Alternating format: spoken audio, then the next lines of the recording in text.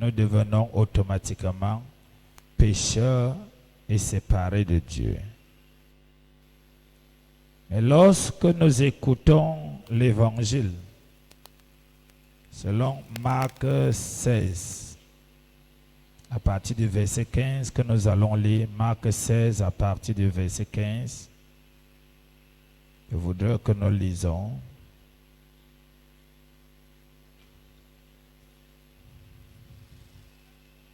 Marc 16, 15. Marc 16, verset 15, je vais lire au nom de Jésus. Puis, il leur dit, allez par tout le monde et prêchez la bonne nouvelle à toute la création. Amen. Dans le verset 16, il dit, celui qui croira et qui sera baptisé sera sauvé. Donc, chaque être qui est venu sur la terre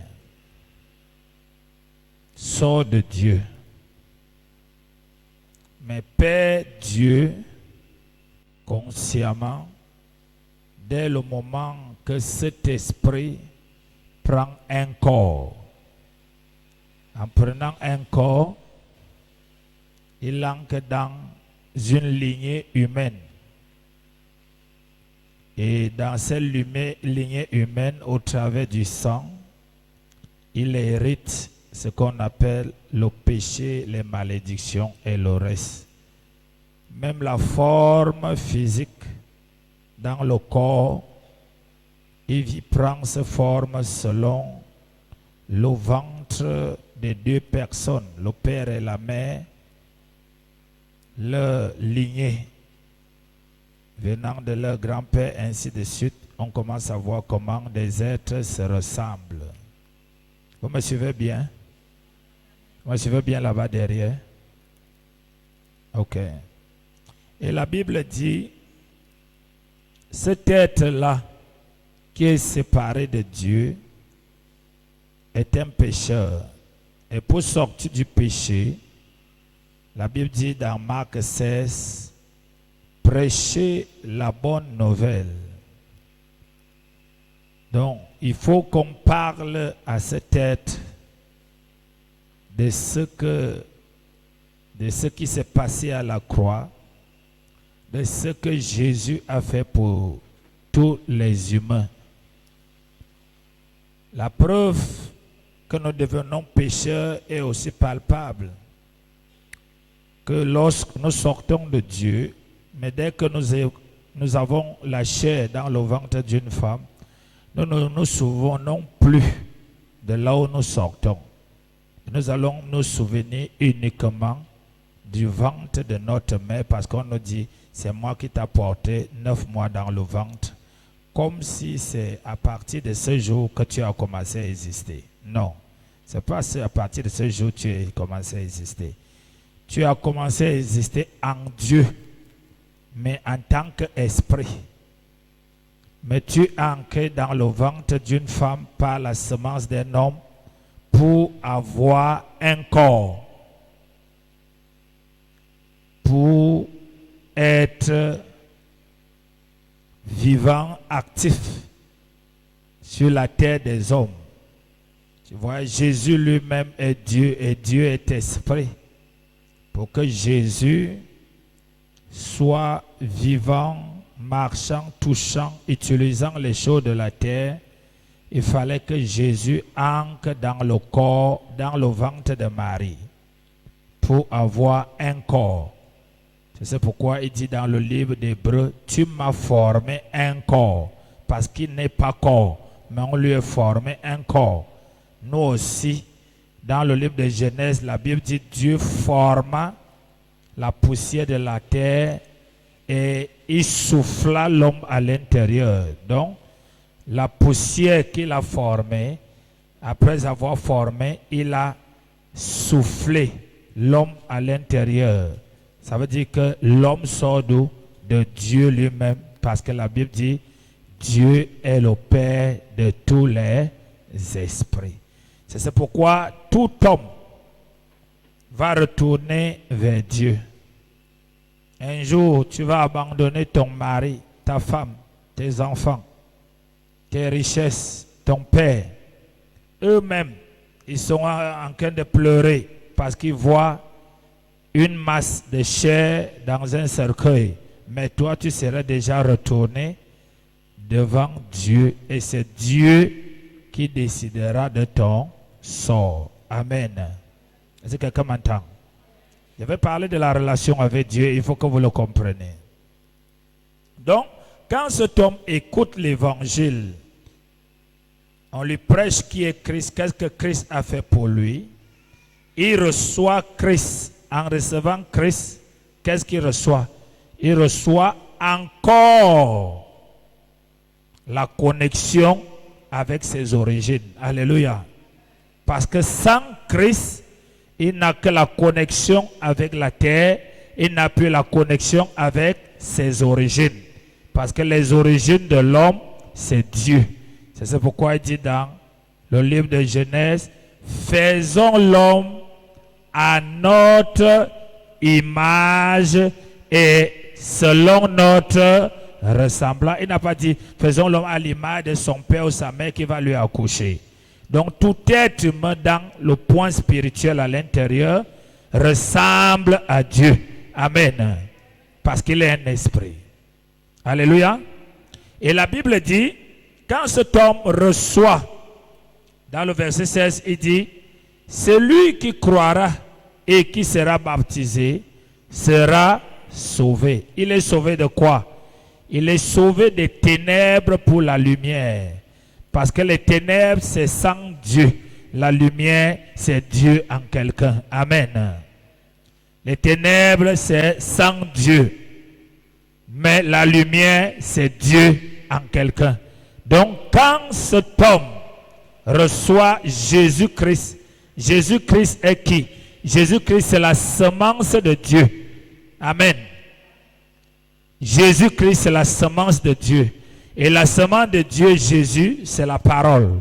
Et cette semence, sa forme physique, c'est quoi? C'est l'obéissance. La parole, l'obéissance. Est-ce que quelqu'un m'entend? Ok, nous voyons donc ici, quand cet homme a reçu l'évangile, l'évangile lui amène à naître de nouveau. Il naît de nouveau où? Pas dans son corps. Il naît de nouveau dans le règne de l'esprit. Donc, il se reconnecte. Il devient conscient qu'il y a un ciel qui existe. Il devient conscient qu'il y a l'enfer. Il devient conscient qu'il y a un Père céleste. Or, sans Dieu, il n'avait que des informations qu'on lui a données quand il est né sur la terre. Ton père et ta mère sont des dieux. Non, ton père et ta mère ne sont pas tes dieux. Parce que même lui, même mon père, ma mère ne connaît pas comment j'ai fait pour venir dans son ventre. Aucun scientifique ne peut expliquer à quel moment la vie vient dans le ventre d'une femme. On explique, on voit la boule de sang, après on voit l'embryon qui se forme, mais à quel moment la vie vient, personne ne connaît. Aucun appareil n'arrive à déterminer. On fait juste des suppositions. Amen. Alléluia. Est-ce que je parle aux gens ici ce soir? Si je parle aux gens, dites-moi amen fort.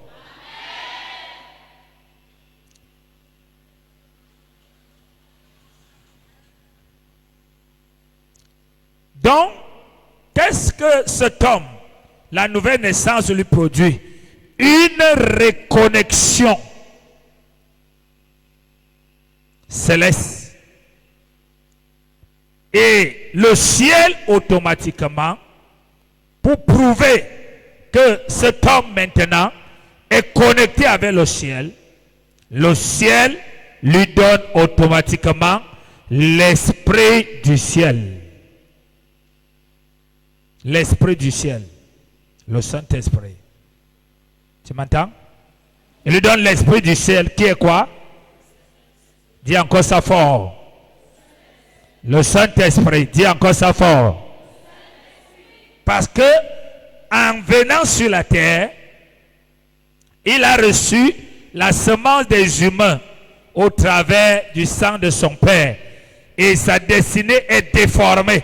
Elle suit maintenant la lignée de ce Père, de ce Mère. S'il était maudit, il est maudit. S'il était bloqué, il est bloqué. S'il était malade, il est malade. S'il était ceci, il est ceci. Mais Dieu maintenant, qui parle l'évangile. Pourquoi il faut recevoir l'évangile? Il faut recevoir l'évangile à cause du fait que c'est la parole qui a tout créé. Dis avec moi, c'est la parole qui a tout créé. C'est la parole qui a tout créé. Donc quand tu reçois l'évangile, tu es recréé. Ou alors tu es créé. Amen. Tu m'entends? Étant créé, tu n'es plus créé pour entrer dans le ventre d'une femme ou d'un homme. Tu n'es plus créé pour entrer dans la lignée d'un sang physique. Amen. Ou d'une tribu. Tu es créé pour être la lignée de Dieu créateur sur la terre. Je prie que le Seigneur t'ouvre les yeux parce que je ne suis pas en train de prêcher la religion. Amen. Donc tu es créé. C'est pourquoi vous voyez Jésus, quand il sort du ventre de Marie, de 0 à 30 ans, il se comporte selon la lignée du corps qu'il a reçu. Il fabrique les bancs, il ne tourne pas l'église, il rentre, pas rien de nouveau sur le soleil. Il ressemble là à qui?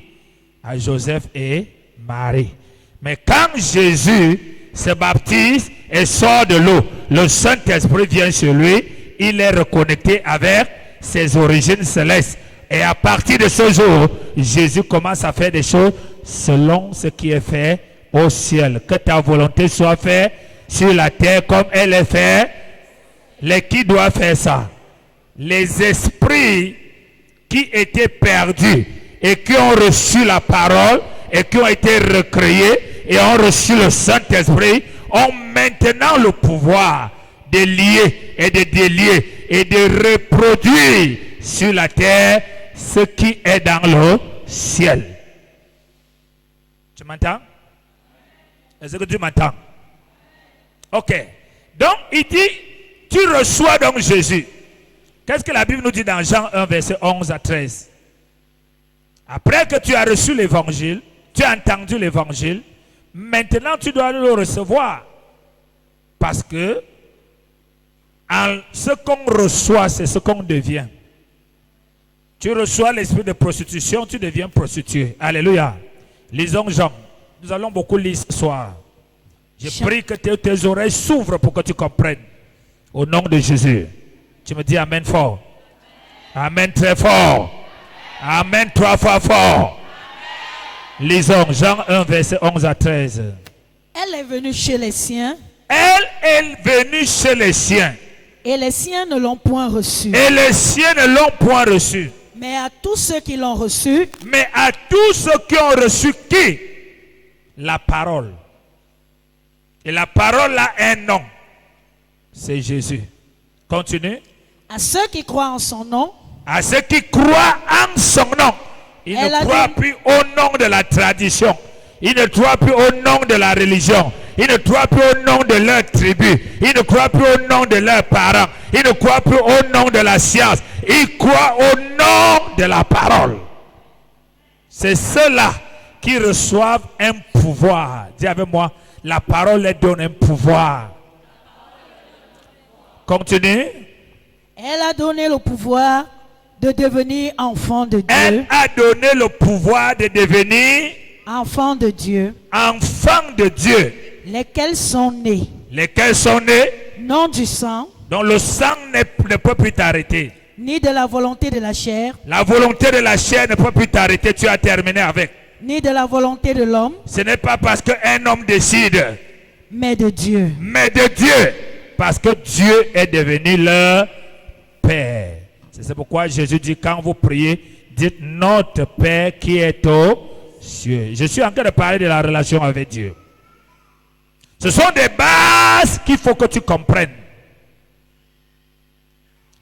Deuxièmement, lisons Romains 10, versets 8 à 9. Tu l'as reçu et te donne le pouvoir de devenir enfant de Dieu comme tu ne peux ne pas devenir.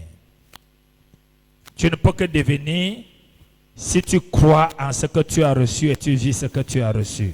Romains 10, versets 8 à 9. Que dit-elle donc? Que dit-elle donc? La parole. La parole est près de toi. Est près de toi. Dans ta bouche. Dans ta bouche. Et dans ton cœur. Dans ton cœur. Or, c'est la parole de la foi que nous prêchons. Si tu confesses de ta bouche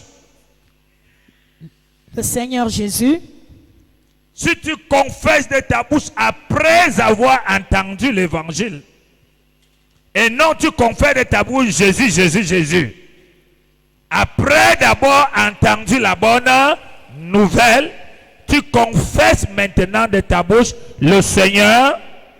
Continue. Si tu confesses de ta bouche le Seigneur Jésus, et si tu crois dans ton cœur que Dieu l'a ressuscité des morts, tu seras sauvé. Amen. Tu confesses de ta bouche. Ça, c'est le processus pour recevoir Jésus comme semence de Dieu et être connecté avec le ciel. Alléluia. Ce n'est pas la délivrance qui fait ça. Ce n'est pas les impositions de main qui fait ça. Maintenant, quand tu es reconnecté avec Dieu, la Bible dit quoi? La Bible dit, tu deviens quoi? Enfant de Dieu. Et dans le livre de Matthieu 3, verset 11, qu'est-ce que la Bible nous dit? Matthieu 3, verset 11. Nous sommes dans l'étude biblique. Moi, je vous baptise d'eau. Après le baptême d'eau qui conduit à la repentance. Pour vous amener à la repentance. Jésus que tu as reçu. Continue. Mais celui qui vient après moi. Jésus qui vient. Après moi est plus puissant que moi. Et je ne suis pas digne de porter ses souliers. Oui. Lui, il vous baptisera du Saint-Esprit. Lui, il vous baptisera de l'Esprit du royaume. Tu as reçu Jésus par la parole. Tu es réconcilié avec le Père. Et Jésus maintenant te donne l'Esprit du royaume pour que tu penses selon le royaume. Tu vois selon le royaume. Tu agis selon le royaume. Tu opères selon le royaume. Et que tu comprennes le royaume. Amen. Alors tu deviens donc quoi? Fils de Dieu. Alléluia. Amen. Et quand tu as traversé cette étape, qu'est-ce que la Bible dit? 2 Corinthiens 5, verset 17 à 20. 2 Corinthiens 5, verset 17 à 20. Il faut que tu comprennes pourquoi tu viens à l'église à partir d'aujourd'hui, si tu peux le comprendre. Si quelqu'un est en Christ. 2 Corinthiens 5, verset 17. À partir du verset 17. 2 Corinthiens 5 à partir du verset 17. Oui, papa, continue. Si quelqu'un est en Christ. Si quelqu'un est en Christ. Qui est en Christ? C'est celui qui a écouté l'évangile. C'est celui qui a reçu Jésus-Christ, selon ce que nous avons dit très haut, et qui s'est baptisé et qui a reçu le Saint-Esprit. Amen. Amen. La Bible l'appelle qu'il est en Christ. Il n'est plus dans une tribu, il est en Christ. Il n'est plus dans le monde, il est en Christ. Il n'est plus dans un système, il est en Christ. Donc c'est cette personne qui est en Christ. Il y a beaucoup de gens qui sont dans des églises mais ne sont pas en Christ. Oui, il y a beaucoup de gens, ils sont dans des églises mais ne sont pas en Christ. Mais la Bible dit, si quelqu'un est en Christ. Si tu dis quelqu'un, ça veut dire que tout le monde n'est pas en Christ. Regardez, tout ce que les gens viennent chercher à l'église, c'est quoi? Le mariage, le travail, l'argent, le bien-être. Ils viennent chercher quelque chose. Ils ne cherchent pas Dieu. Et aussi rapidement, quand ils reçoivent la chose, Ils vont vous dire bye bye, ils n'ont plus rien à voir avec vous. Parfois, ils vous insultent même. Pourquoi? Parce qu'ils ne sont pas en Christ. Et celui qui n'est pas en Christ, la Bible l'appelle le voleur. Donc c'est un voleur. Et un voleur, quand il obtient ce qu'il veut, il disparaît. Si quelqu'un est en Christ, il n'a pas dit si quelqu'un vient de temps en temps en Christ, qu'il est. C'est un état. Donc désormais, sa demeure, c'est qui? Tu es avec moi dans la parole de Dieu ce soir? Sa demeure, c'est Christ. Sa maison d'habitation, c'est il est en. Il ne sera pas. Il est. Tu n'entendras pas qu'un jour, il a rétrogradé, il n'est plus à l'église, il est maintenant au quartier. Il a d'abord dit que c'est trop, comme Dieu ne lui regarde pas, ça ne va pas, comme les choses ne marchent pas. Il est à... Tu vois, quand tu es dans ta maison, qu'il y a à manger ou pas, tu es chez toi. Que tu es malade ou pas, tu es chez toi. Qu'il y ait l'argent ou pas, tu es chez toi. Ça va bien, tu es là.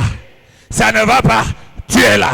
Parce que c'est le chez toi. Et si tu es en Christ, on ne peut pas voir ce type de personnes. Non, écoutez, restez avec votre église. Je ne suis pas dans vos choses. Je change d'église aujourd'hui. Aujourd'hui, j'abandonne. Aujourd'hui, je reviens. Oh, tel m'a fait ceci. Oh, tel m'a fait ceci. C'est ça pourquoi je suis en train de vous expliquer que Dieu est une relation. Mais cette relation a un départ. Ce départ, c'est les choses que je suis en train d'expliquer. Si quelqu'un est à... Non, je veux entendre ça fort. Si quelqu'un est à... est en Christ. Et non est en le prophète, le pasteur, l'apôtre, l'archevêque, église catholique, église pentecôtiste, église de réveil. Si quelqu'un est en, il est aussi. Parce que c'est là les deux choses marchent ensemble. Continue. Il est une nouvelle créature. Il est. Et non qui sera. Il est en Christ et il est. Les choses anciennes sont passées. Il est une nouvelle créature. Il est en Christ et il est. Ah. Je ne sais pas si tu comprends quelque chose aujourd'hui. Certaines personnes, quand on leur regarde, se posent la question, s'ils connaissent, si ils savent que la fin du monde arrive.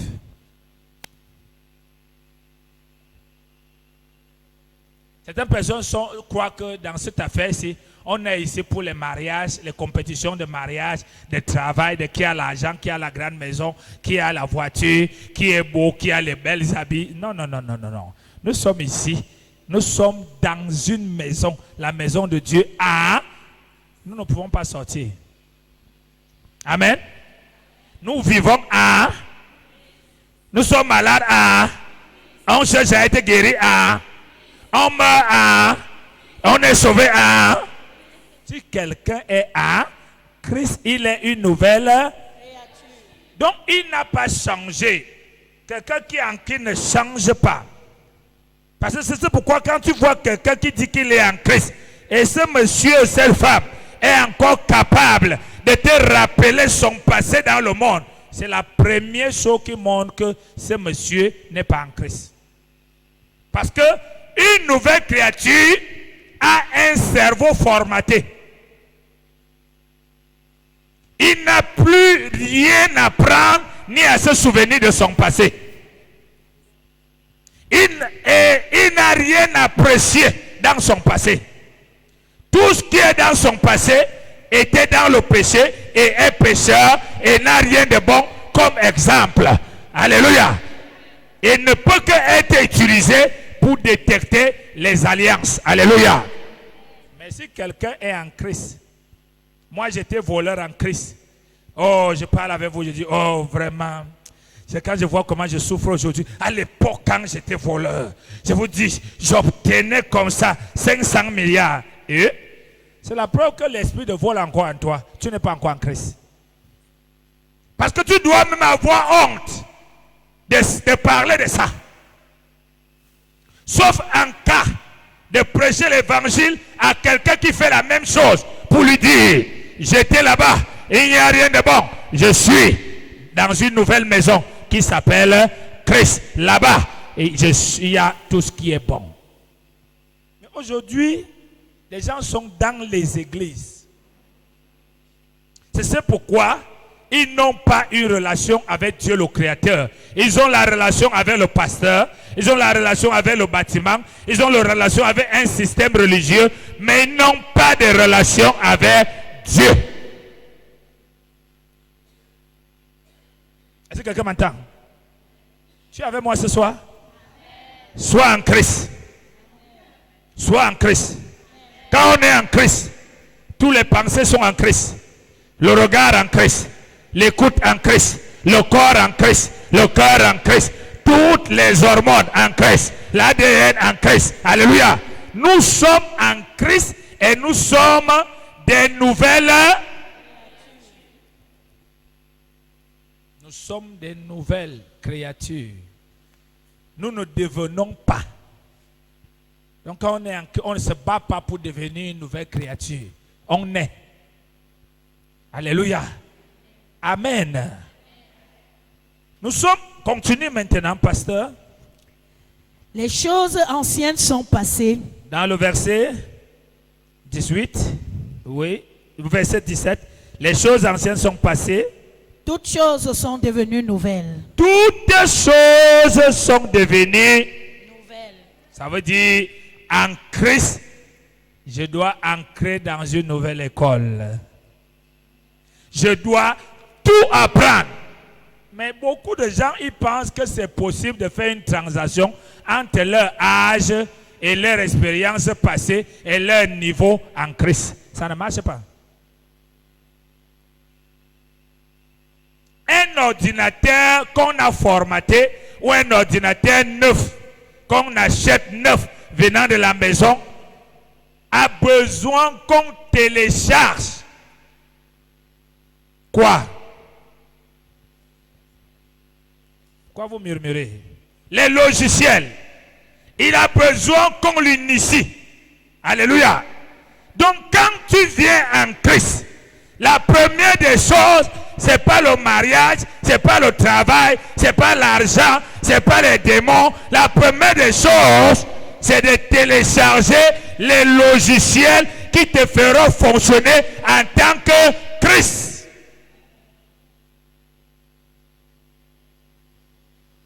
Si tu es en Christ. Et non que je suis dans l'église. Dès que j'ai dans l'église, j'apprends comment on charge les démons. Fire, fire, jeûne et prière. Fire, fire, fire. Mais en moi-même, il n'y a pas Christ. Est-ce que les démons fuient fire? Les démons ne fuient pas fire. Les démons fuient Christ en quelqu'un. Alléluia. Les démons fuient qui? Les démons ne peuvent pas habiter chez qui? Dis avec moi, là où Christ habite pleinement. Et non là où quelqu'un prie beaucoup. Dieu exauce qui? C'est lui que Christ habite pleinement en lui. Parce que la Bible dit que Dieu ne refuse rien à son Fils. Alléluia. Non, je suis découragé vraiment. Je dis que vraiment, même prier, je n'arrive pas. Je ne pars même plus à l'église. J'ai changé d'église. Moi, vraiment, je sais pas, tu n'as jamais été en Christ. Non, on est en Christ.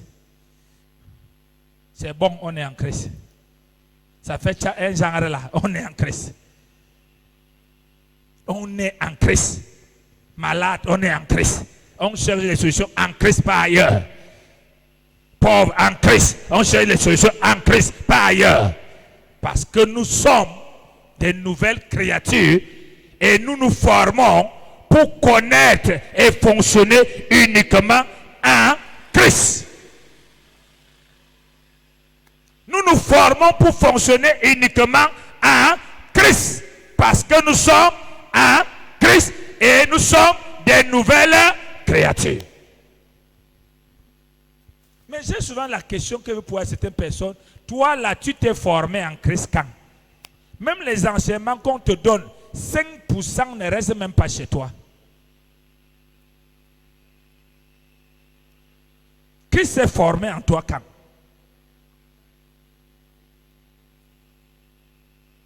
Alléluia. Continue. Et tout cela vient de Dieu. Tout cela ne vient pas des jeunes, ni de prières, ni du fait que tu as évité ça ou ça. Tout cela vient de Dieu. Dis ça fort. Pour que tu ne te frappes pas la main sur la poitrine. Que vraiment c'est parce que j'ai fait comme ceci que Dieu avait moi. Non, non, non. Tout cela vient de qui? De Dieu. La Bible dit que ça vient de qui? Ça vient de qui? Parce que c'est Dieu qui a tant aimé le monde, qu'il a donné son Fils unique, afin que quiconque croit ne périsse pas, ait la vie. Quand Dieu décidait ça, tu n'étais pas au courant. Quand il envoyait son Fils, tu n'avais pas prié. Quand son Fils venait mourir, personne n'a jeûné ni prié. Donc tout ça vient de Dieu. Continue. Qui nous a réconciliés avec lui? Qui nous a réconciliés avec lui, Dieu? Par Christ. Donc quand tu as reçu Jésus, tu es reconnecté, tu es réconcilié avec Dieu. Et le pont de réconciliation, c'est qui? Christ. Christ. Et Christ, c'est qui? La parole de Dieu. Donc si la parole de Dieu ne t'intéresse pas, le pont se coupe. Il nous a réconciliés avec lui par Christ. Continue. Et qui nous a donné le ministère de la réconciliation. Et il nous a donné le ministère de la réconciliation. Donc nous voyons que quand nous recevons Christ, nous sommes réconciliés avec Dieu le Père.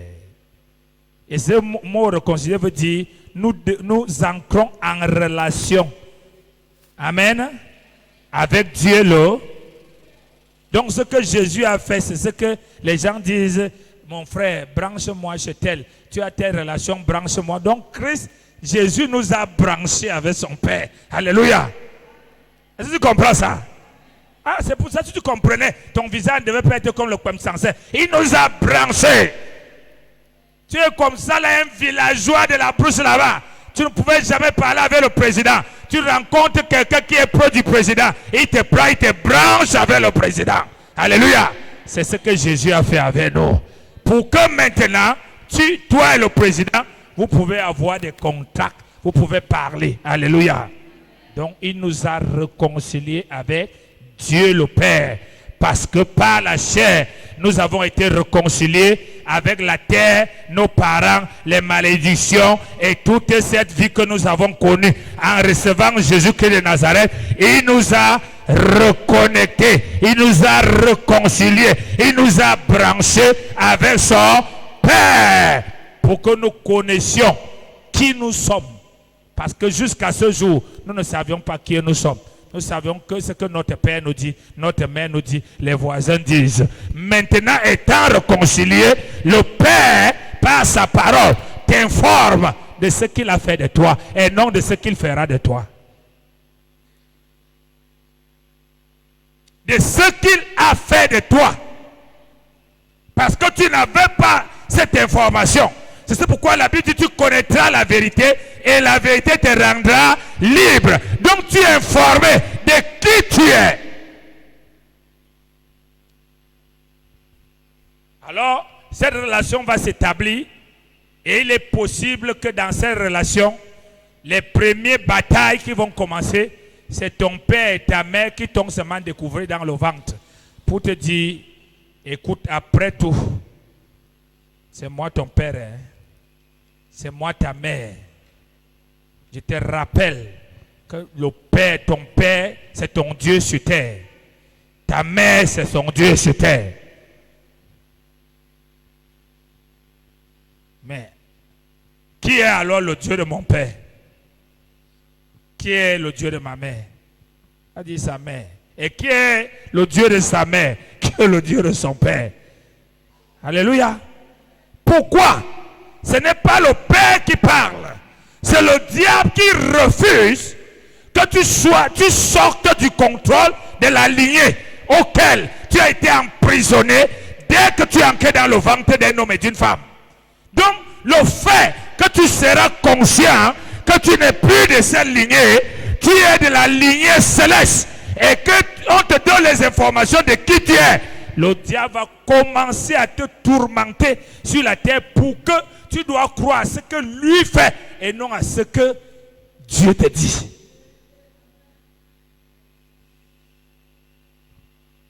C'est ça le christianisme.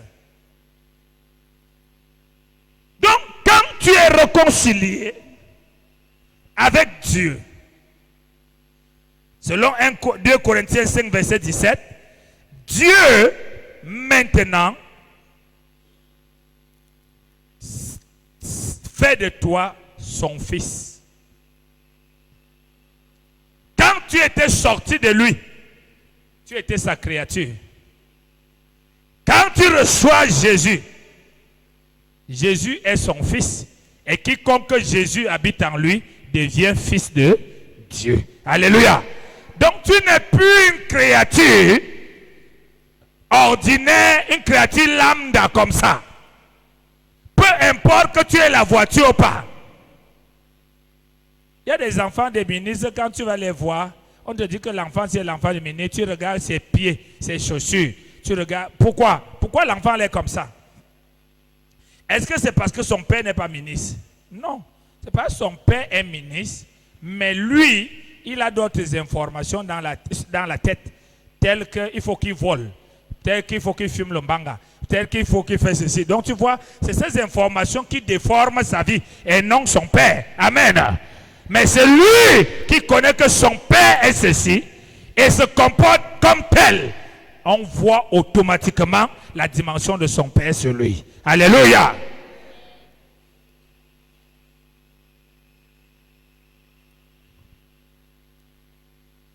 Donc quand nous sommes réconciliés avec Dieu par Christ, parce qu'on ne se réconcilie pas avec Dieu par les jeûnes et les prières, on se réconcilie avec Dieu par Christ. Quand tu reçois Jésus, c'est pourquoi la Bible a dit que Christ nous a réconciliés avec Dieu. Il n'a pas dit notre prière, notre jeûne, notre prophète, notre pasteur, notre prêtre nous a réconciliés, notre église. Il dit Christ. Et Christ, c'est la croix, c'est la parole du salut. Amen. Et quand tu as été réconcilié avec quelqu'un, je prends mon fils ici. Viens. Je te branche avec ma fille ici. Et moi je pars. Qu'est-ce qu'ils vont faire ensemble désormais? Qu'est-ce qu'ils vont faire ensemble désormais? Ils vont avoir une relation. Alléluia. Ça va, retourne à ton poste. Donc c'est ce pourquoi Dieu est une relation. Dieu est une relation. Et sur la terre, la plus grande bénédiction n'est pas l'argent. La plus grande bénédiction sur la terre, c'est la bénédiction relationnelle. Car la relation fait ce que l'argent ne peut pas faire. C'est pourquoi la plus grande relation, c'est la relation avec Dieu.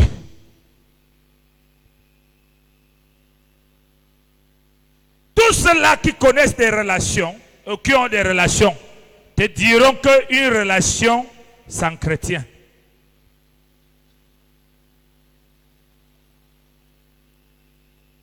Chaque relation sans chrétien, quand elle n'est pas entretenue, elle meurt.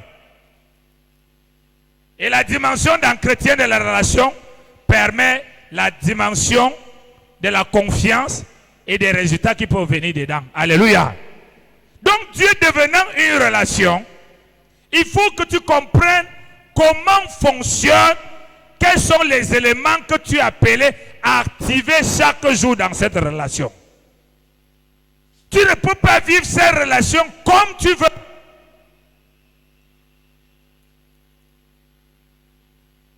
Tu ne peux pas vivre ces relations comme tu veux. Tu ne peux pas faire comme tu veux. Non. Tu as une relation avec le Créateur qui est devenu ton Père. Tu es censé connaître qu'est-ce qu'il faut pour que ces relations se portent bien. Amen.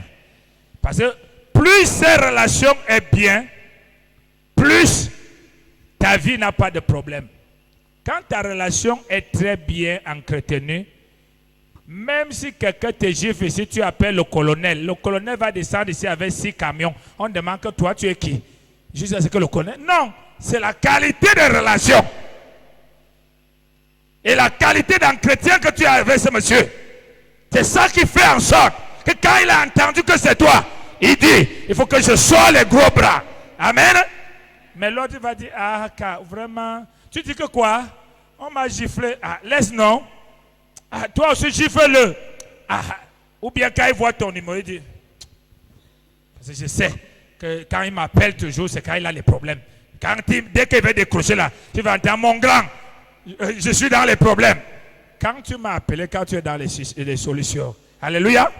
Donc il y a des gens qui entretiennent dans ces relations avec Dieu, auxquels il leur paie que quand ils ont les besoins, quand ils veulent qu'il agisse, quand ils veulent qu'il touche, quand ils veulent qu'il frappe, c'est là il les voit. Mais quand il n'y a pas tout ça là, il n'existe pas comme Dieu. Alléluia. Est-ce que quelqu'un m'entend ce soir?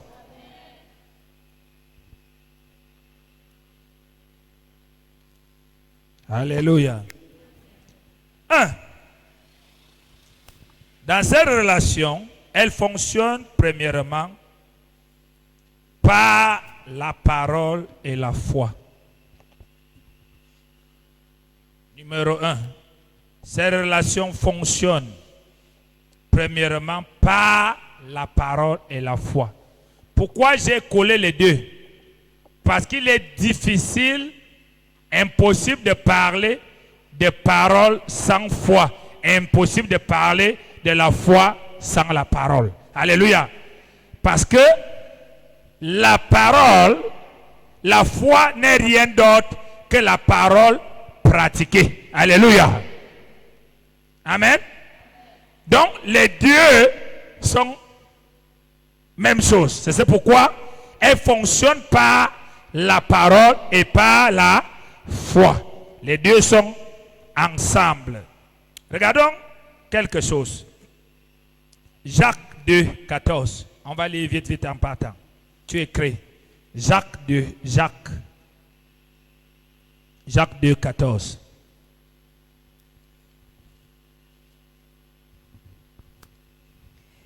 Mes frères, que sert-il à quelqu'un de dire qu'il a la foi s'il n'a pas les œuvres? Vous voyez, à quoi sert-il à quelqu'un de dire qu'il a la foi s'il n'y a pas des œuvres? En d'autres termes, celui qui a la parole et qui ne la pratique pas n'a pas la parole. Alléluia. Donc la parole pratiquée est la foi. Amen. Alléluia. Nous continuons. Hébreux 10, 38.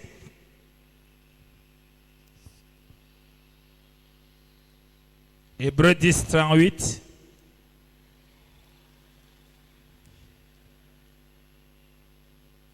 Et mon juste vivra par la foi, mais s'il se retire, mon âme ne prend pas plaisir en lui. Oh là là. Il dit, et mon juste c'est qui? C'est lui qui a reçu Jésus-Christ comme Seigneur et Sauveur.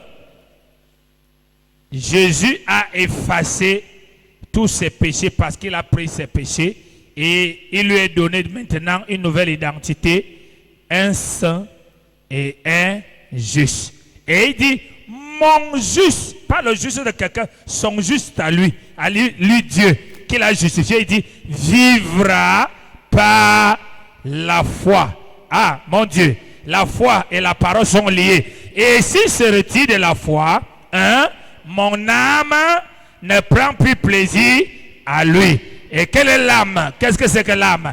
L'âme, c'est là-haut, c'est la conscience de l'esprit. Alléluia.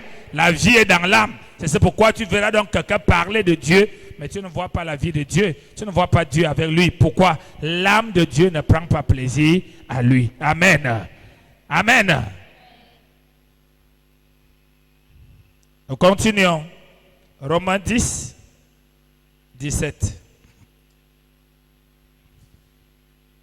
Ainsi, la foi vient de ce qu'on entend. Ainsi, la foi ne vient pas de mes pensées positives. Elle vient de ce que j'entends et non ce que j'entends de la télé et de partout. Elle vient.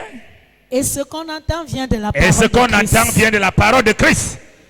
La foi vient de ce qu'on entend. Ça, c'est la capacité à s'éduquer en Christ. La foi vient de ce qu'on entend et ce qu'on entend vient de Christ. Alléluia. Nous continuons. Jean 1, verset 1 à 4. Nous sommes dans l'étude, la relation. Jean 1, 1 à 4. Au commencement était la parole. Et la parole était avec Dieu. Et la parole était Dieu. Elle était au commencement avec Dieu. Toutes choses ont été faites par elle. Toutes choses ont été faites par la parole. Continue. Et rien de ce qui a été fait. Rien de ce qui a été fait. N'a été fait sans elle. N'a été fait sans la parole. En elle était la vie. En elle était la vie. Et la vie était la lumière des hommes. Et la vie était la lumière des hommes. Donc quand tu reçois la parole, tu reçois la vie. Et quand tu as cette vie, tu as la lumière. Alléluia. C'est pourquoi Jésus dit, vous êtes la lumière du monde.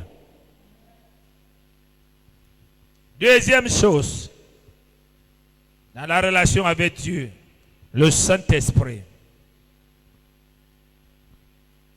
Romains 8, verset 14. Le Saint-Esprit est l'esprit du royaume.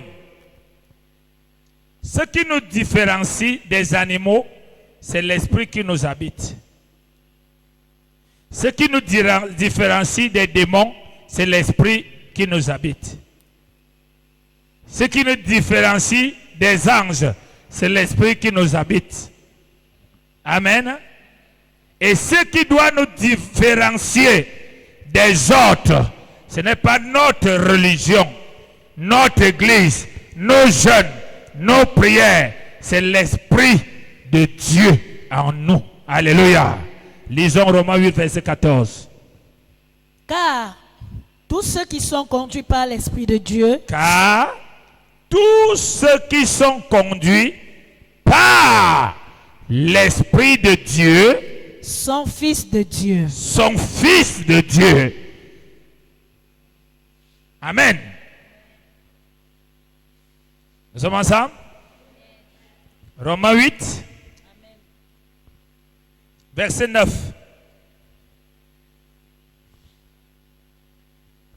Pour vous, vous ne vivez pas selon la chair. Vous ne vivez pas selon la chair. Mais selon l'esprit. Mais selon l'esprit. Si du moins, l'esprit de Dieu habite en vous. Oui. Si quelqu'un n'a pas l'esprit de Christ. Si quelqu'un n'a pas l'esprit de Christ. Si quelqu'un n'a pas l'esprit de Christ. Continue. Il ne lui appartient pas. C'est pas un débat. Tu n'as pas l'esprit de Christ, tu ne lui appartiens pas. Exactement. Si tu n'as pas l'esprit d'un humain, tu n'es pas un humain. Exactement comme si ton esprit te quitte, tu es mort. Alléluia. Donc si tu n'as pas l'esprit de Christ, tu ne lui appartiens pas. Est-ce que tu comprends ça? La deuxième chose dans la relation. La troisième. La prière. La prière permet de communiquer. Parce que la prière est la communication entre deux esprits.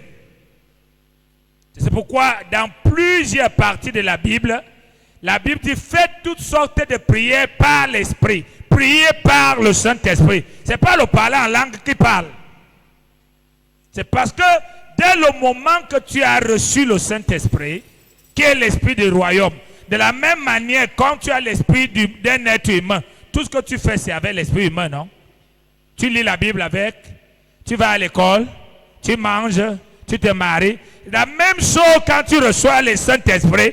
Maintenant, tu lis la Bible par le Saint-Esprit, tu pries par le Saint-Esprit, tu jeûnes par le Saint-Esprit, tu fais des affaires par le Saint-Esprit, tu te maries par le Saint-Esprit. Donc tu fais tout par le Saint-Esprit et non par ton esprit.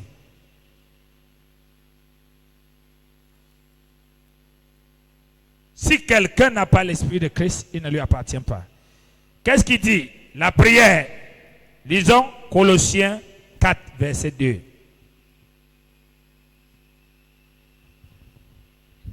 Persévérez dans la prière. Veillez-y avec action de grâce. Donc, il dit persévérer et non prier de temps en temps. Parce que la première chose qui garde une relation vivante, c'est la communication. Donc, un enfant de Dieu né de nouveau ne prie pas parce qu'il a des problèmes. Quand Jésus dit priez sans cesse, les gens ont compris qu'il voulait dire que quand on va vous attaquer, priez, priez, priez, priez, priez, priez. Non, il voulait plutôt nous encourager de rester en communication avec le ciel 24 sur 24. Tant que nous sommes en communication, nous avons l'avantage et l'avance sur Satan et le monde. Parce que nous connaissons les choses en avance. C'est pourquoi il dit persévérer dans la prière. Mais pas les prières humaines. Pas les prières religieuses. Pas les prières charnelles. Mais les prières par le Saint-Esprit. Qu'est-ce que la Bible dit dans Romains 8, verset 26?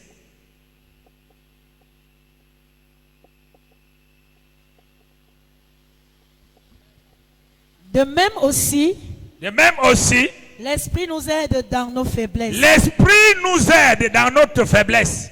Car nous ne savons pas ce qu'il nous convient de demander. Ce qui nous convient.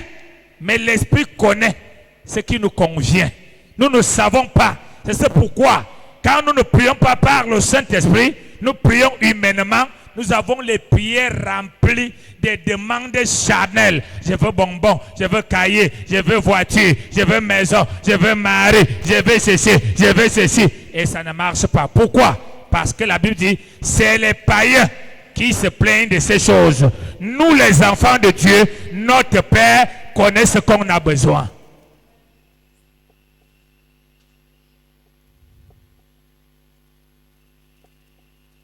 La prière, c'est la communication. Quand tu communiques avec quelqu'un, tu te rapproches de la personne. Quand tu communiques beaucoup avec quelqu'un, vous devenez complice. Quand tu communiques beaucoup avec quelqu'un, vous vous connaissez mieux. Quand tu communiques beaucoup avec quelqu'un, tu commences à devenir comme la personne. Ce que la personne fait, c'est ce que tu fais. Pourquoi? Parce que tout le temps, vous êtes ensemble. Donc la vie de prière n'est pas la vie des demandes uniquement. La vie de prière, c'est l'amour que tu as vis-à-vis de Dieu qui te pousse à passer ton temps à causer avec ton Père. Combien de fois nous causons avec nos frères? Est-ce que nos causeries, c'est pour les demander les choses? Nos soeurs, nos parents. Pourquoi? La relation avec Dieu, c'est que Seigneur, je veux. Dès que tu as terminé, Amen. Tu ne veux même pas savoir ce qu'il pense ou bien ce que lui veut. Non, ça ne t'engage pas. Ce qui t'engage, c'est que tu lui as parlé. Et comme il a tardé, tu lui dis, je te boude, je ne te prie plus ces derniers temps, jusqu'à ce que Satan te fouette et tu recommences à prier seul. Parce qu'il y a des gens, s'il n'y avait pas Satan, ils ne devaient pas avoir une vie de prière. Il y a des gens, s'il n'y avait pas de problème, ils ne devaient pas avoir une vie de prière. Or, la Bible dit que Dieu est amour et il veut que nous le servons par l'amour. Il veut que tout ce que nous le faisons par amour. Tu pries par amour parce que tu aimes passer le temps avec ton Père. Alors, ça devient incontable les minutes.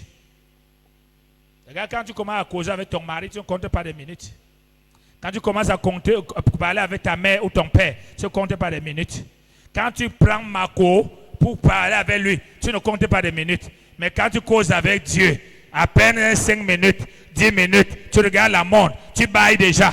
Il faut que tu clôtures. Pourquoi? Parce que tu n'as pas une vie de prière, tu as une vie de bavardage.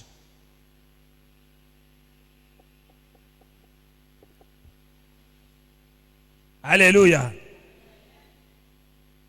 Quatrième chose, le service.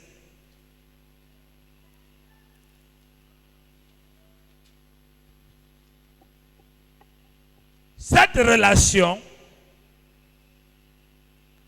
amène Dieu à te servir et t'amène à servir Dieu. Parce que dans cette relation, tu dois identifier ce qui plaît à Dieu et ce que Dieu veut pour lui servir. Le Fils qui est notre grand frère aîné Jésus, en même temps Dieu, en même temps le Sauveur, la Bible dit, il a identifié le besoin du Père. Ce n'est pas le Père qui lui a dit, va mourir pour les hommes. Il a identifié le besoin du Père. Et il a compris que le besoin du Père, c'est qu'il voulait être Père de tous les êtres qu'il a créés à son image, à sa ressemblance.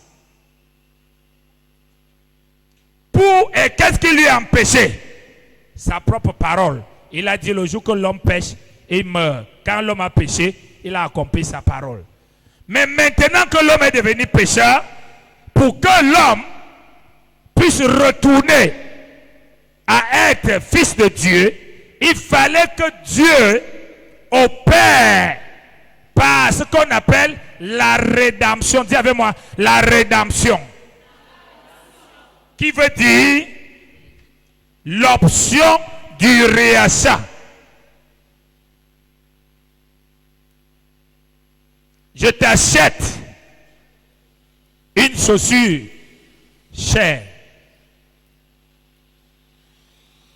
Tu es dans des problèmes. Tu achètes ta chaussure. Tu sens que ta chaussure a des valeurs. Et tu ne peux pas la perdre. Quand tu as l'argent, tu vas venir vers moi. La première des choses que je vais faire, c'est quoi? C'est de doubler le prix fois 2 ou fois 3. C'est pourquoi Dieu, pour récupérer l'homme entre les mains de Satan, les enchères étaient hauts. C'est pourquoi il a donné ce qu'il avait cher, son fils Jésus. C'est pourquoi on appelle la rédemption, c'est l'option du réachat. Quand tu ne connais pas ces choses, tu peux t'amuser avec Dieu n'importe comment à cause du manioc, du bic, avec tes histoires de ton mari ou bien ton enfant ne va pas bien parce que tu ne comprends rien du sacrifice de ce que le Seigneur a fait. Et tu veux lui dire que la terre doit s'arrêter parce que ton enfant va mal. Tu es malade? Tu es malade? C'est parce que tu n'es pas né de nouveau? Ou tu n'as pas le renouvellement de l'intelligence? Il a procédé par la rédemption. Parce que chaque fois que tu vends ta chose à quelqu'un, il revient rapidement que la personne va encore la chose. Toi-même, tu sais que la chose est importante pour lui. Et comme c'est important pour lui, la première des choses que tu vois, c'est de faire le chantage.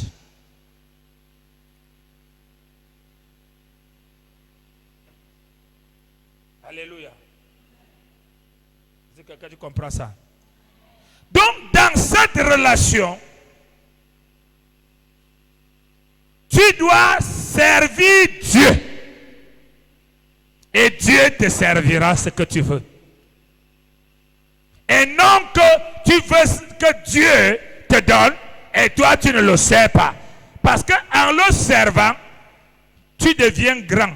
Parce que Jésus a dit, quand on lui a posé la question, qui est le plus grand parmi nous les disciples?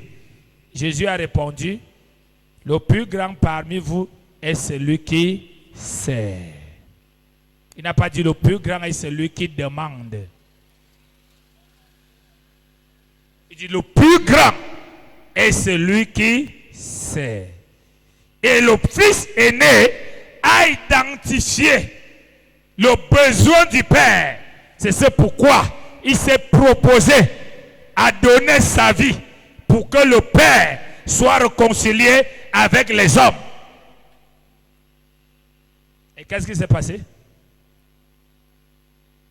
Quand il a fait, la Bible dit, le Père lui a donné le nom au-dessus. Hein? Est-ce qu'il a prié pour dire, tu sais, moi je suis ton fils? Tu ne peux pas faire que les anges soient à mon niveau, les archanges, les chérubins, les ceci. Non. Il a servi le Père et le Père l'a élevé. Il a donné le nom qui est au-dessus de tout nom. Deuxièmement, il a soumis toutes choses à ses pieds.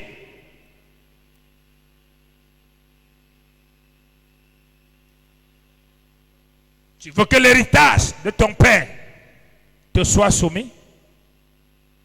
C'est-le.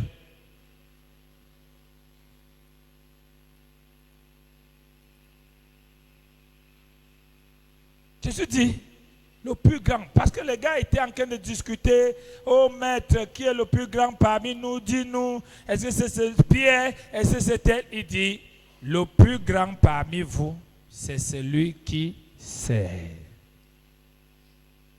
Parce que celui qui sert, automatiquement, le ciel le sert. Et si le ciel te sert, tu seras distingué au milieu des autres humains. Alléluia. C'est pourquoi il a dit, c'est le service qui est la grandeur. Tu sers en quoi? À l'intercession à l'église, tu évangélises qui? Tu sauves combien d'âmes? Matin, midi, soir, tout ce qui est dans ton cœur, ton travail, ton mariage, tes enfants, ton argent, tes maisons, ceci. Même quand Dieu donne, tu demandes déjà encore. Dieu donne, tu demandes déjà encore. Jamais une préoccupation de Dieu dans mon cœur, que c'est mon Père. Qu'est-ce que je dois faire pour lui? Et quand il va tarder, on entend déjà que tu ne viens plus à l'église ou bien tu as changé d'église. Vraiment, je crois qu'il n'y a plus l'onction. Non, ce n'est pas l'onction. C'est que le ciel a décidé de ne plus te servir parce que tu ne sers pas le ciel. Alléluia. Le ciel commence toujours à nous servir. C'est comme chaque parent commence par servir son enfant. Dans le ventre, il naît. Tu t'occupes, tu mets à l'école, tu fais ceci. Il part en prison, tu sors, tu fais ceci. À un moment donné, quand il devient adulte, tu attends que lui aussi, si tu te rends compte qu'il ne te sert pas, un vrai parent, il lave ses mains. C'est le faux parent qui va continuer. Jusqu'à ce qu'il va servir par le sacrifice suprême en livrant sa vie.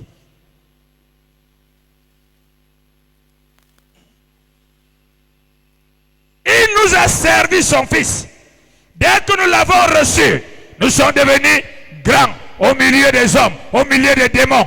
Automatiquement, nous aussi, nous commençons à le servir. Et quand nous commençons à le servir, dis à ton voisin, il nous soumet toutes choses. Et de plus en plus, notre nom devient grand. Combien de personnes sont en Christ?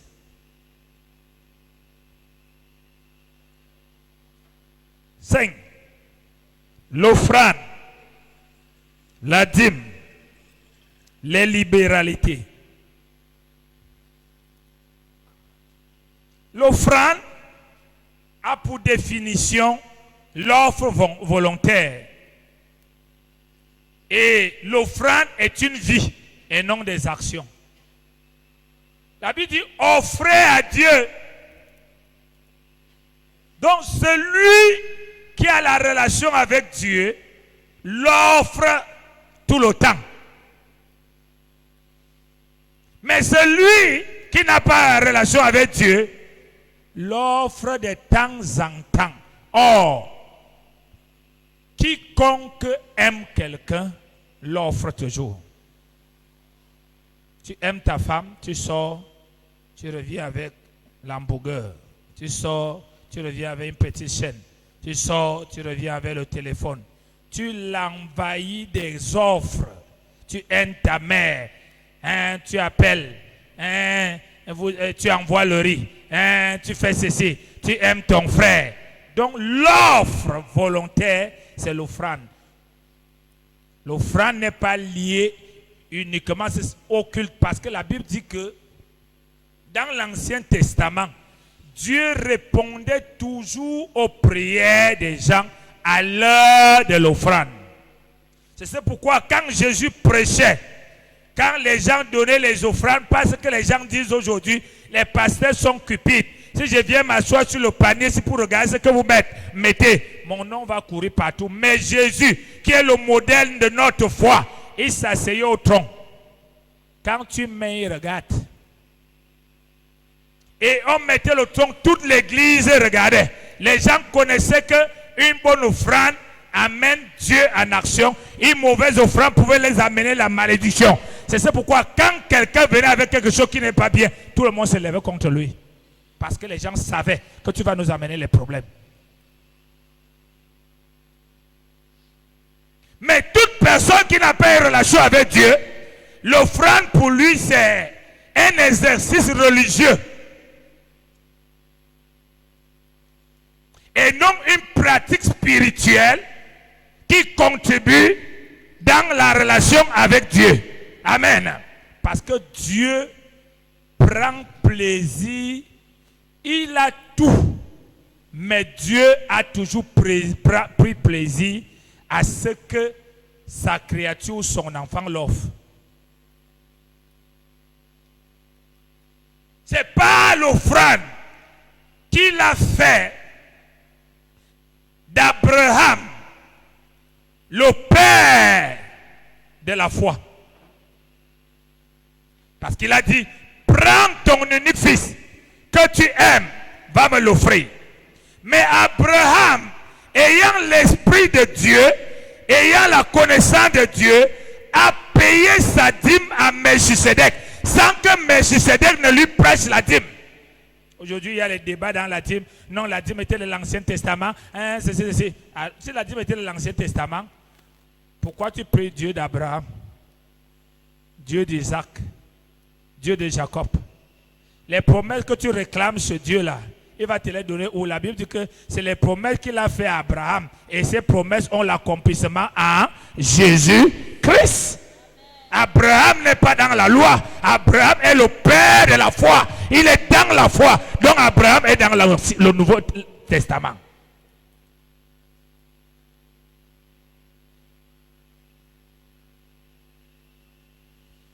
Dieu ne l'avait pas dit parler de la dîme. Il a marché avec Dieu. Il a bâti des hôtels. Dans la vie du succès. Vous savez, dans le royaume, quand tu reçois l'Esprit de Dieu, tu reçois l'Esprit du royaume. Et l'Esprit du royaume ne connaît ni pauvreté, ni des choses bizarres. C'est pourquoi cet esprit, quand ça conduit quelqu'un, ça lui amène à poser des actes de foi qui enclenchent les bénédictions spirituelles physiquement. Amen. Mais quand quelqu'un n'est pas soumis à cet esprit, il faut qu'on le prêche. Et quand même on prêche, n'en parlons pas à l'église. Quand tu parles de l'argent, l'église francophone, tout le monde commence à dormir. Même quand nous sommes les pasteurs, quand on parle de l'argent, les pasteurs deviennent muets.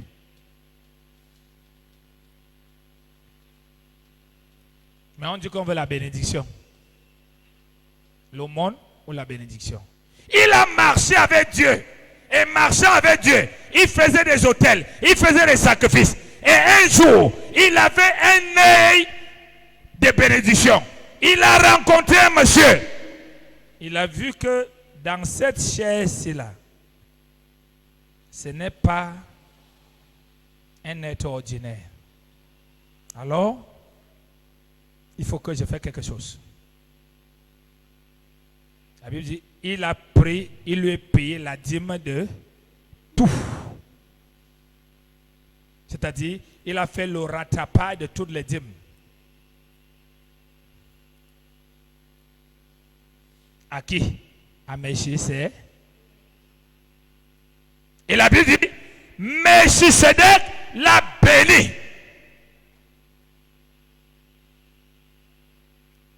Mais quand tu vas dans Hébreu, qu'est-ce que la Bible dit de Melchisedec?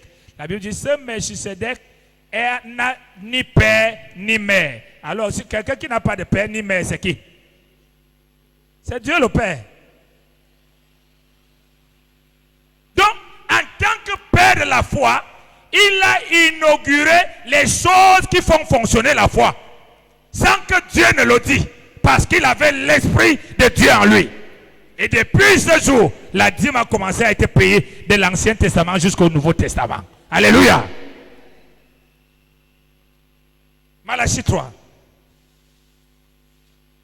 Verset 8.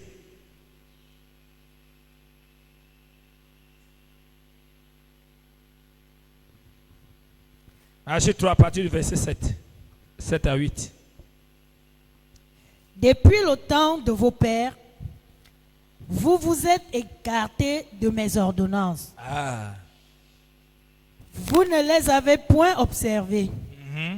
Revenez à moi et je reviendrai à vous, dit l'Éternel des armées.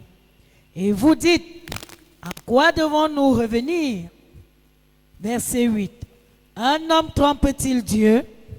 Car vous me trompez et vous dites, en quoi t'avons-nous trompé? Dans les dîmes et les offrandes. Amen. Continue. Verset 9. Vous êtes frappés par la malédiction et vous me trompez, la nation tout entière. C'est bon. Il dit, vous me trompez. Dans cette relation, il y a des gens qui marchent avec Dieu en le trompant. Ils sont frappés par la malédiction alors que Christ est devenu malédiction pour que nous soyons bénédiction. Mais eux-mêmes, ils ont décidé d'entraîner dans ces relations la malédiction. Et tu les entends engager les jeunes, les prières, les alliances des pères. Dès qu'on entend qu'on va tuer l'esprit de serpent, il dit Amen. Oh. Oui, celui qui dit Amen, il doit d'abord vérifier s'il est correct dans la relation avec Dieu. Parce que l'esprit de serpent, tu ne peux pas le chasser si tu n'es pas correct dans ta relation avec Dieu. C'est pour ceux qui sont corrects dans sa relation avec Dieu et que le diable veut s'imposer dans leur vie, alors la puissance de Dieu vient. Amen. Il dit, depuis le temps de vos pères, vous me trompez. Depuis le temps que vous étiez païens, vous me trompez.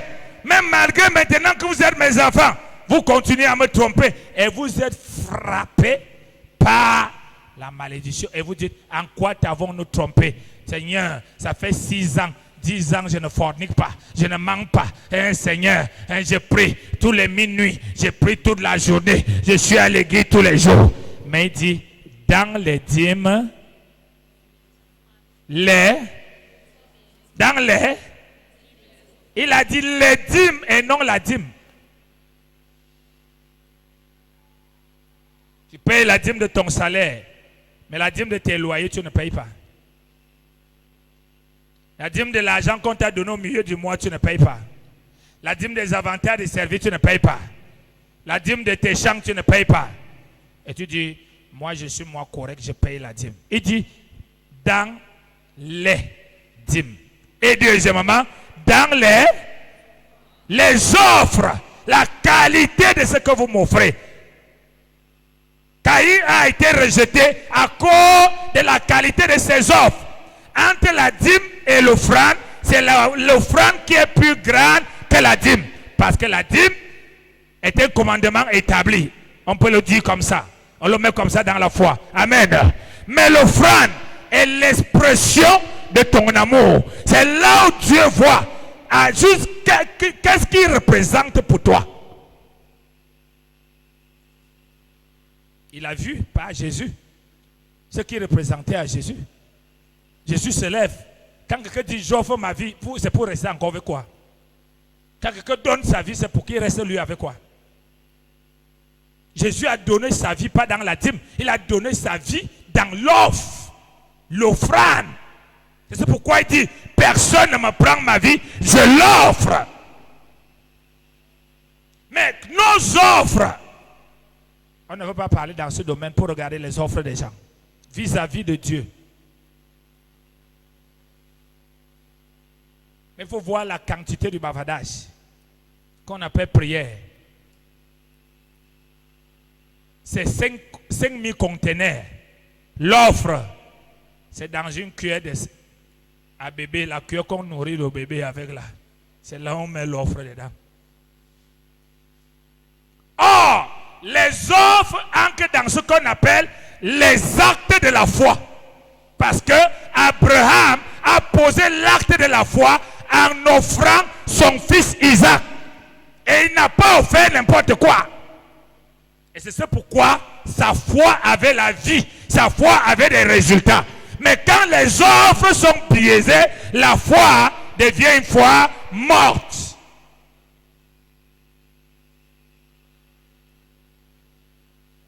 Mais qu'est-ce qui fait que les offres soient biaisées?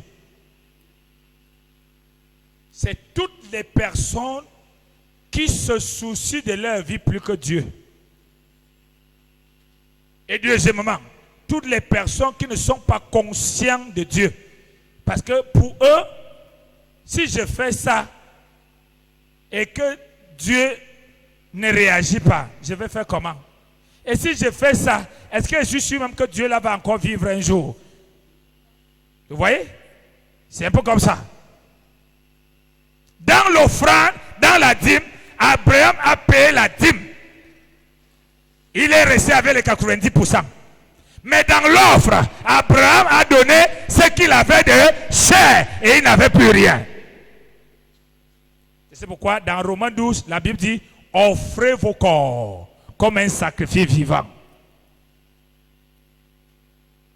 Est-ce que tu offres l'argent?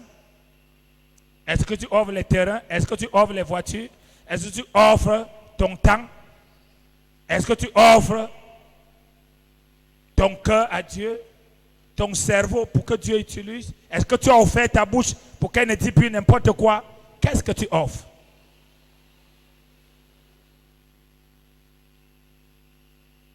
Dans toute la Bible, Dieu n'a cessé d'utiliser et de faire de grandes choses au travers de ceux qui ont offert quelque chose. Alléluia. Dans cette relation.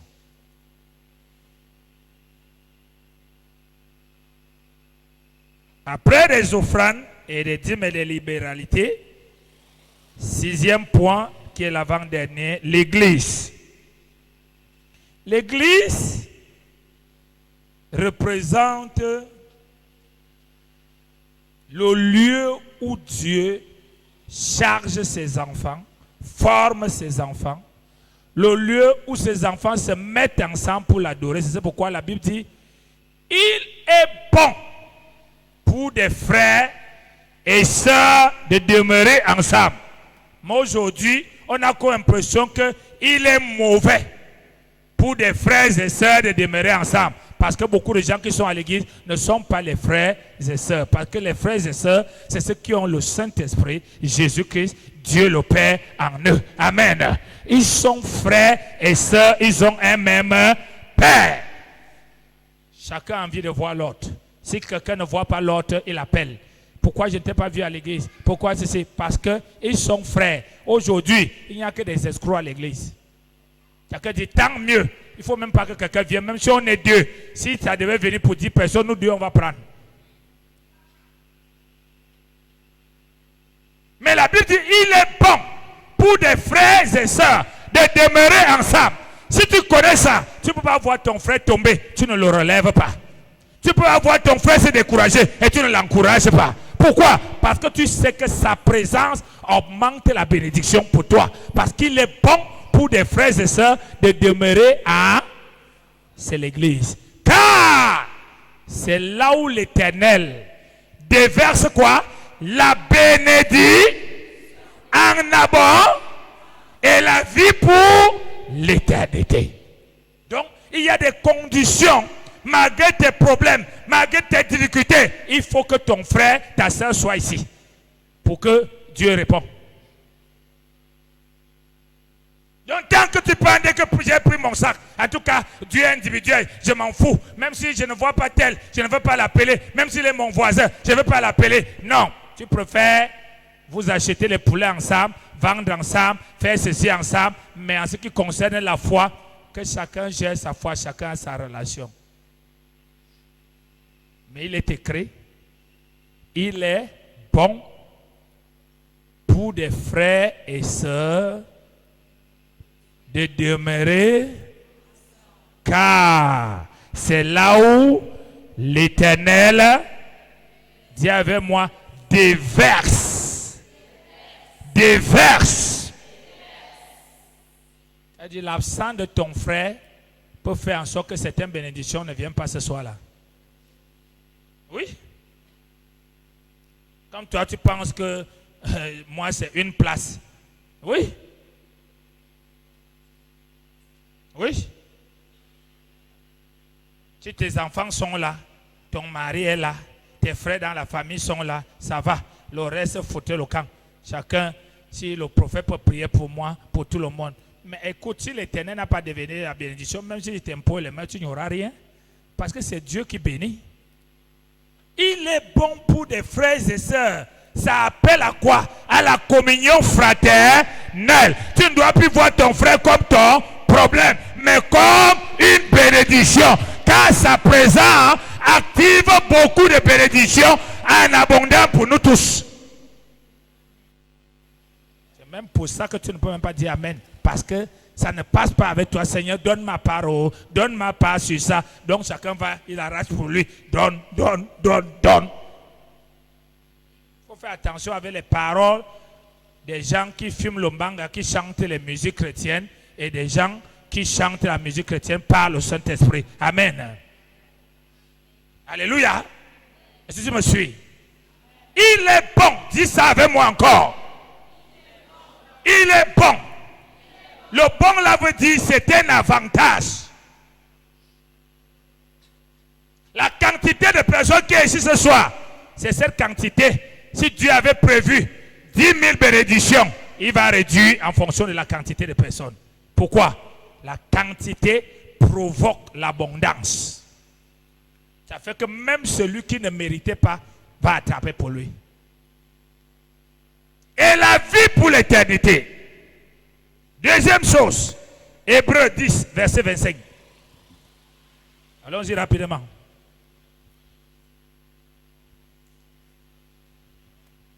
Hébreux 10, 25.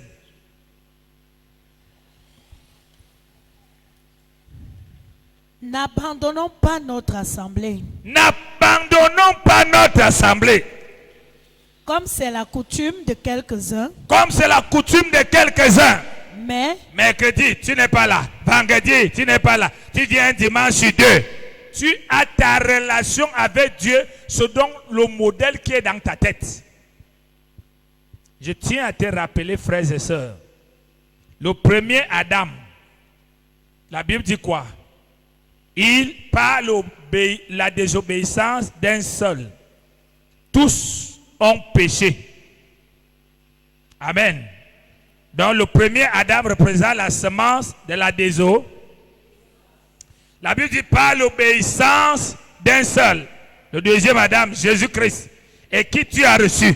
Le deuxième Adam. Ça veut dire qu'en toi se trouve la semence de l'obéissance. Et non la semence de la désobéissance. À chacun d'entre nous, Jésus-Christ est la semence de l'obéissance. La Bible dit qu'il a appris à obéir dans les choses dont il a souffert. Alléluia. N'abandonnez pas, c'est un commandement. N'abandonnez pas vos assemblées. Tu as choisi que c'est ici ton assemblée, mais tous les jours tu es absent. Les anges viennent, il regarde, il ne te voit pas, il note. Il regarde, il ne te voit pas, il note. Tu n'es pas absent dans les réunions de famille. Tu n'es pas absent au marché. Tu n'es pas absent dans les deuils. Oui. Tu n'es pas absent. Le seul endroit que tu es un absent notoire, c'est à l'église. C'est à l'église qu'on doit chercher les perfusions pour te mettre, pour que tu te réanimes. Tout ça montre que tu n'es pas conscient de Dieu. Alléluia. Je vais terminer en te disant ceci. La relation de Dieu avec quelqu'un ne s'arrête jamais entre lui et la relation. Cette relation a plein de promesses. La Bible dit, viens au Seigneur Jésus, toi et ta famille, vous serez sauvés. Il y a des choses que toi et Dieu vous marchez maintenant, mais que Dieu va les accomplir sur tes enfants, sur tes petits-enfants, sur tes arrière-petits-enfants. La même chose quand nos arrière-grands-pères, nos pères allaient à la sorcellerie. Ils ne savaient pas que notre génération, on va hériter le célibat, les maladies, les blocages, les ceci. Chaque relation a un héritage prolongé. Donc si ta relation avec Dieu n'est que basée sur ce que toi tu veux là, tu deviens un insensé. Tu deviens un insensé. Tout ce que tu fais devant Dieu, ça aura l'impact sur toi, ça aura l'impact sur tes enfants, sur les enfants de tes enfants, sur les arrières des enfants. Écoutez, Salomon, qu'est-ce qui a sauvé Salomon? C'est la relation entre David et Dieu. Parce que Salomon a été d'une grande abomination devant Dieu. Après qu'il a été sage, que Dieu lui ait béni. Le gars a bondé dans l'abomination. Mais Dieu lui a dit, je peux finir avec toi, mais la seule chose qui arrête ma main, c'est l'alliance que j'ai fait à David. Mais est-ce que Dieu a fait l'alliance avec Salomon? Non. C'est pourquoi on ne voit pas après Salomon un fils de Salomon au trône. Alléluia. Donc, prends ta relation avec Dieu au sérieux. Elle n'est pas faite seulement pour toi. Elle va aider même tes frères qui te combattent. Elle va changer l'histoire de ta famille. Elle est pour ta famille de génération en génération. Un jour, tu t'asseoiras et tu verras comment Dieu agit dans un domaine de la vie de ton arrière-petit-fils, de ton fils. Et tu vas comprendre que ça, là, Dieu me l'avait promis. Alléluia. Mais quand tu regardes ta relation avec Dieu, rien qu'aujourd'hui, toi, là, ça devient comme il n'a pas donné l'argent. Je ne suis plus là. Comme ceci ne marche pas. Hein, comme ceci. Attends. La relation entre un homme et Dieu. Regardez la réconciliation que Jésus est venu faire. Qu'il neige, qu'il pleut. Les gens sont sauvés dans le monde. Alléluia.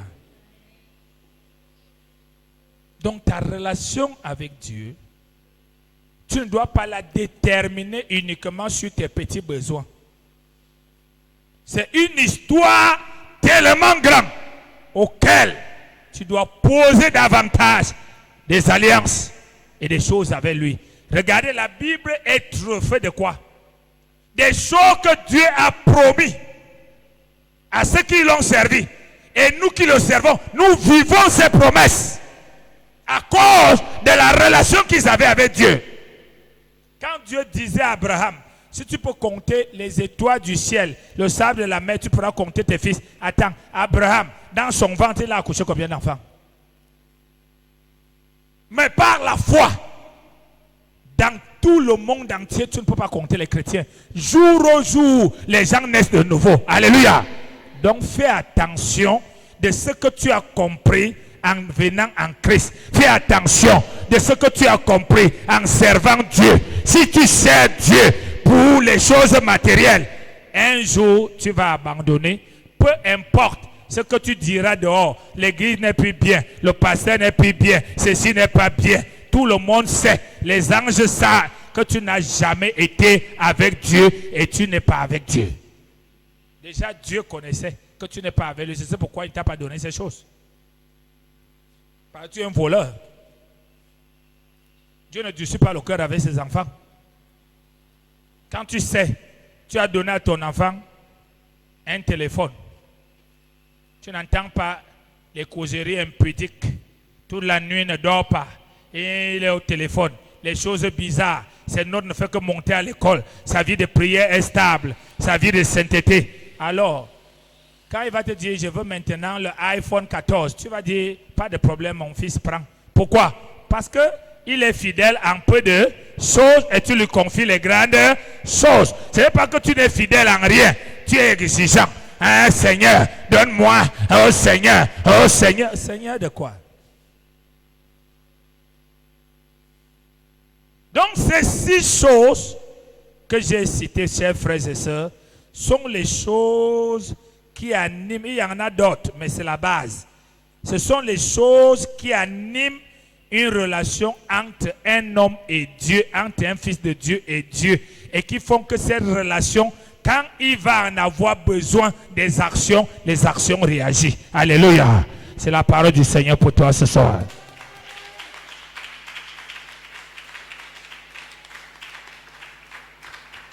Mettons-nous debout, s'il vous plaît.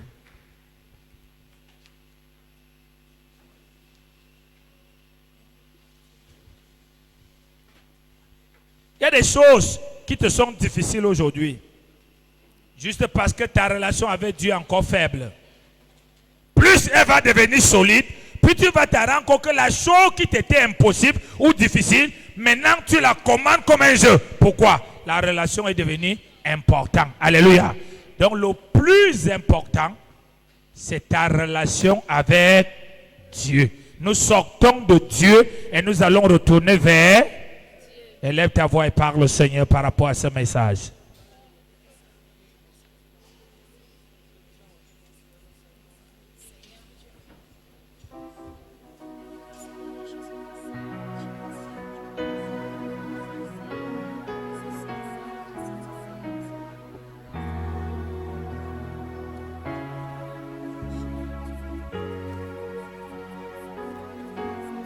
Si tu n'avais pas une relation, demande une relation ce soir.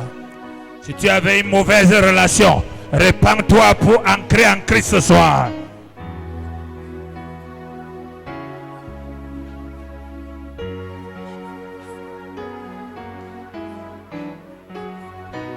C'est elle qui agira au milieu des autres hommes, devant les sorciers, devant ton patron, devant la promotion. Tout se passera selon la qualité de la relation que tu as avec Dieu.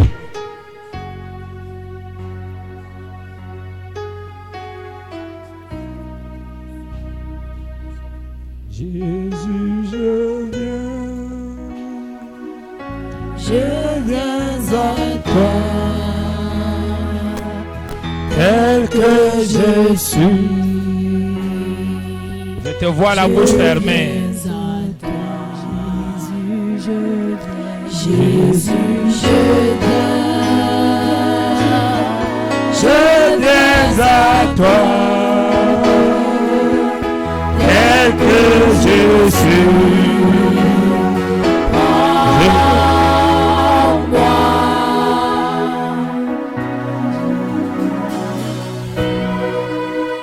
Alléluia, plus de doute. Péchés sont pardonnés. Pour le ciel, je suis en route. Je peux te comprendre pourquoi tu ne pries pas. Parce que ce n'est pas ces choses-là qui t'intéressent. Ce qui t'intéresse, tu veux ton mariage. Ça va sortir où? Dans ta relation avec Dieu. Tu veux dominer sur tes ennemis, ça va sortir dans ta relation avec Dieu. Dès que je suis, je viens à toi. Accepte-moi, je viens à toi. Dès que je suis, prends.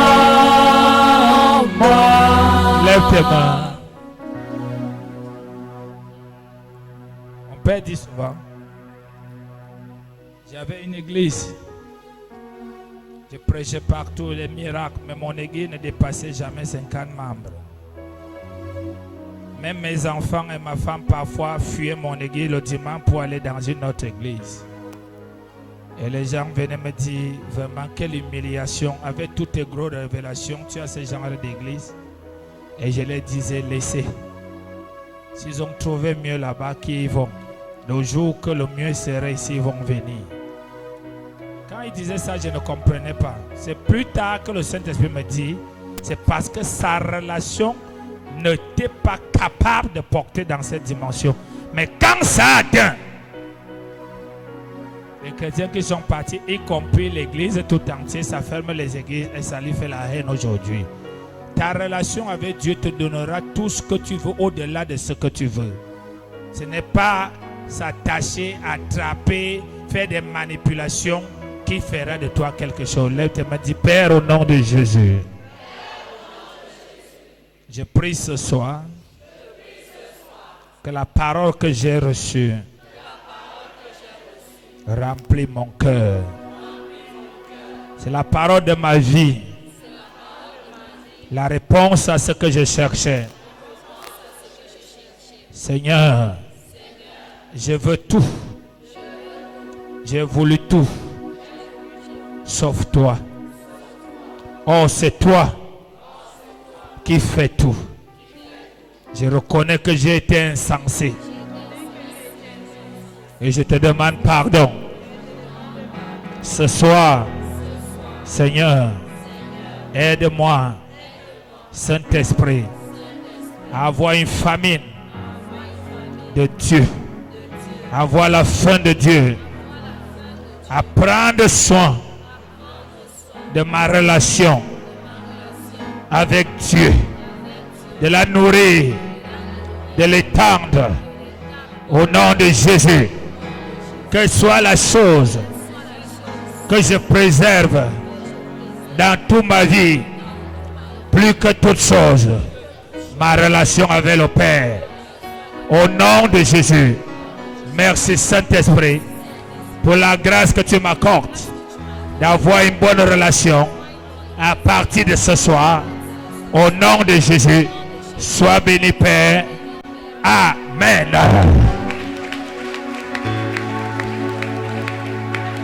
Assieds-toi. Prends une offrande pour le Seigneur.